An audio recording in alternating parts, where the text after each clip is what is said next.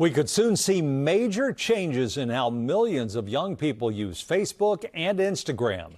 Meta, the owner of those platforms, agreed to settle a landmark social media addiction case. The agreement includes a payment of roughly $18 billion that can be used to fund youth online safety initiatives.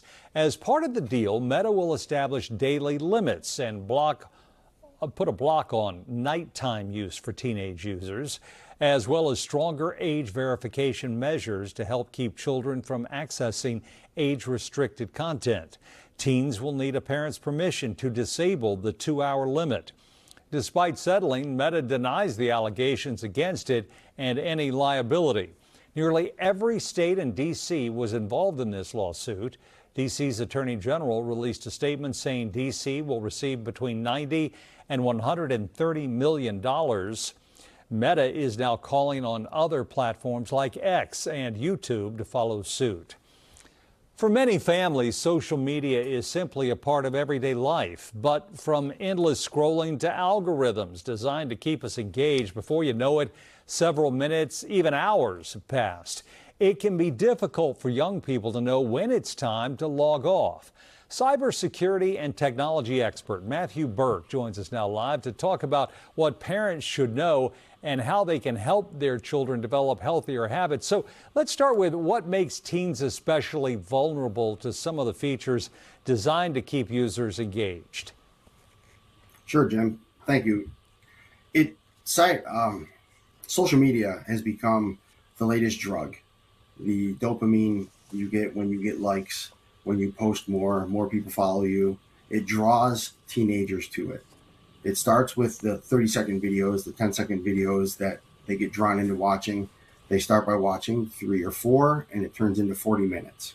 And then they want to create their own content to get the same following that they've been following online. It's really taken over their day-to-day routine. Matthew, how significant are the changes that Meta says it's going to make? They're pretty big, and it's a good start, but it has to start at home. Parents need to have real conversations with their kids on the dangers of spending too much time just watching the videos, creating the content, creating the videos.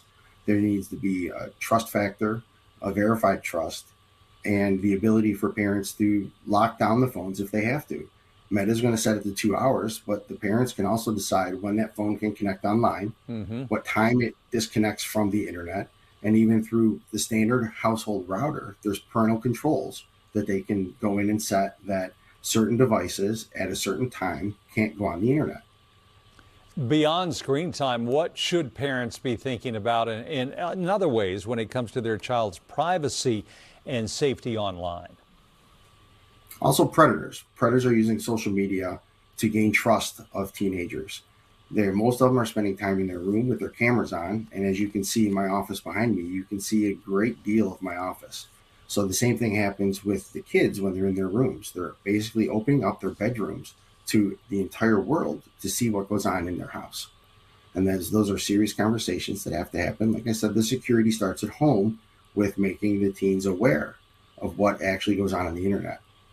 It's a frightening world online, especially when we're talking about young people. Cybersecurity and technology expert Matthew Burke, thank you for joining us and sharing your insights and wisdom with us. We appreciate it.